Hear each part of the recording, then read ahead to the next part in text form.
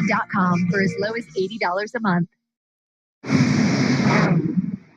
Dodge City, Kansas was a city founded mostly out of convenience on a stretch of land located at the midpoint between the Arkansas River and the historic Santa Fe Trail.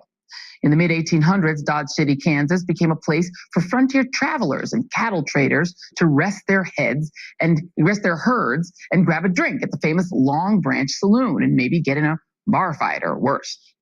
Nowadays, when people think about the Wild West, it's Dodge City, Kansas that they're often thinking about. But the demographics of Dodge City have changed dramatically since those olden days. Think less cowboys and cattle ranchers and more blue-collar jobs and industrial plants. 2 decades ago, the population and the economy of Dodge City began booming, in part thanks to an influx of Hispanic workers coming in for jobs in the local meatpacking plants. The New York Times reported at the time that the workers had revitalized the town, which began to adapt to the changing population.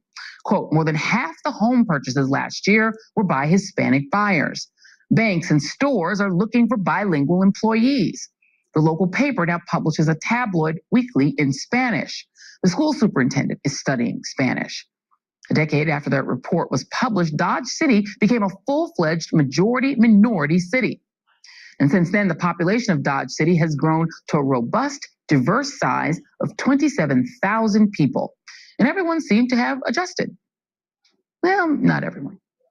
Among those 27,000 people living in Dodge City are 13,000 voters. And when it came time to vote, all 13,000 of them are expected to go to the same exact polling location. There's only one polling place for all of Dodge City, and it's been that way for the past 20 or so years. The ACLU of Kansas says the average polling location in the state serves 1,200 people. Dodge City's voting population is 10 times that, and yet they still only have the one polling place, which is conveniently located in the predominantly white part of town. And these constraints have had an effect. Again, most of the people who live in this town are Hispanic. Dodge City makes up most of the county's population.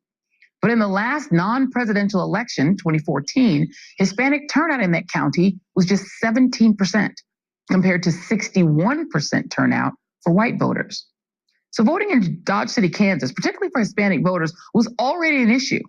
And now it's even worse because that one polling location in Dodge City just got moved outside of the city limits.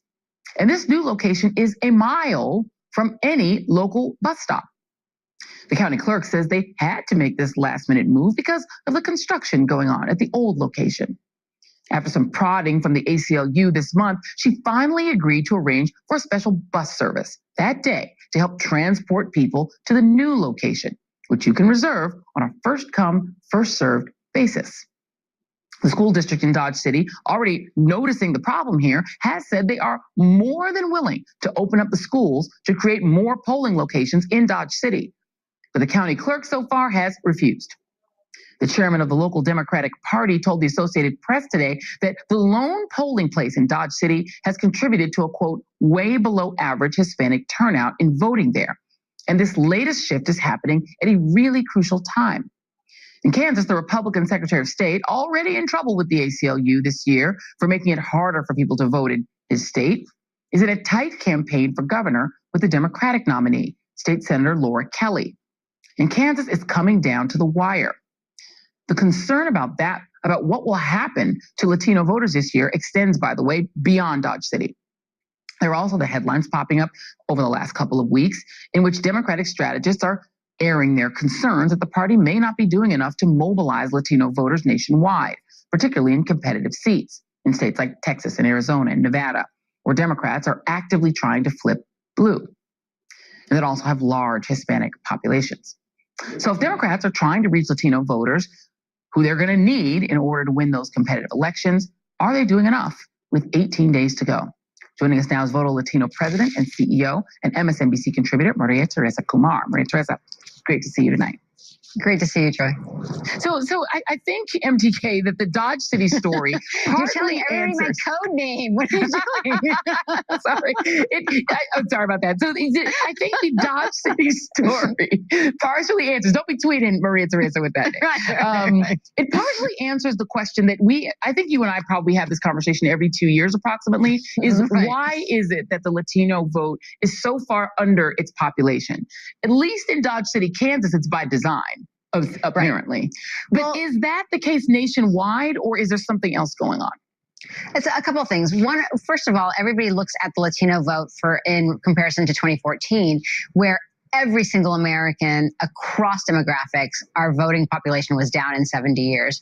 Part of it was because it was the very first time there was a Voting Rights Act, was basically slaughtered by the Supreme Court. Folks don't realize that Shelby County, that brought the case against the Supreme Court to gut the Voting Rights Act, was because Shelby County had experienced close to 100% population boom in the last census, and they decided of Latinos, and they decided that that's what they wanted to restrict. And every single jurisdiction afterwards literally had at least a 25% increase in Latino votes. So part of it is definitely by design. The other is that, sadly, the way both the Republican and the Democratic Party decide to go after midterm election voters disproportionately they identify high frequency voters, people who vote all the time. Most Latino voters are literally probably have only voted once or twice just because they're new voters. 60% of Latinos are under the age of 33, Joy. So unless both parties redesign how they contact their voters, you're going to miss not only the youth vote, but you're going to miss completely the Latino vote because they are disproportionately just young. And what we encourage folks to do is not only to make sure that they're having conversations with their neighbors, and basically tell them that if you vote in this midterm election, Joy, you basically provide a check on power. Most Latinos, because they're so young, there's no civic education in the school. In fact, only 8 states out of 50 states require civic education in order to graduate from high school. We don't have the basic civic education. So if you basically tell folks, look, the White House and Congress have the same power. So if you basically encourage people to vote your values, you can actually basically check what's happening in the White House if you don't like it. And if you do, you can also, but that is the lack of information. I'm sick and tired of the folks saying that Latinos don't care.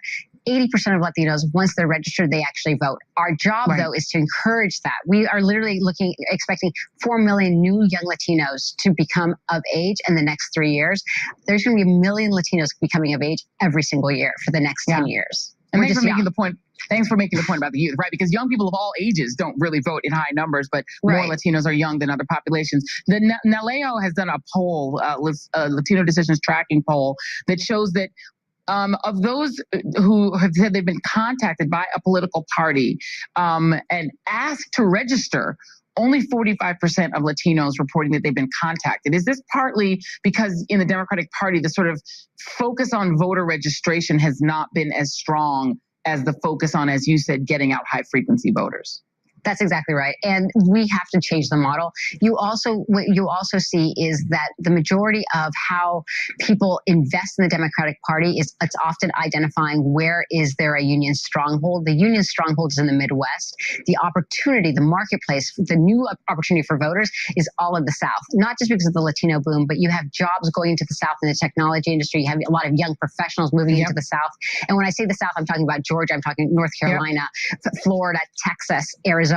And that is how you have to reimagine how you actually look at the political map. We're literally experiencing a huge shift in that map, and we haven't modernized fast enough. And I think that right now we have to make sure that we don't leave any voters on the table. We talk to everybody, and it's up to us as citizens to have those conversations with our friends. Yeah, and rediscover the South. The Democrats need to relook South again. Maria Teresa Kumar, President of Voto Latino, thank you very much. I'll see you more this weekend. Great to see you, Joy. Thank you. Take care. More news ahead on